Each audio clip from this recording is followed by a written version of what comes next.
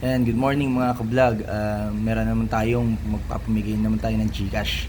So makapagbigay ng ingredients para dito sa ating ano to yan yan. Anong magandang luto dito? Diyan Tapos, paano lilinisin?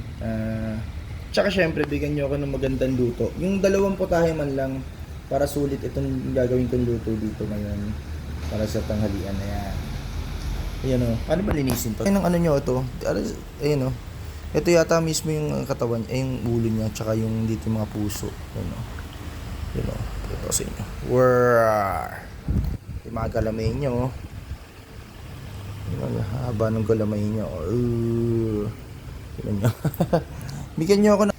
Bigyan nyo ako ng magandang luto rito. Ayan. Yan. Mga vlog, good morning. Peace out. All of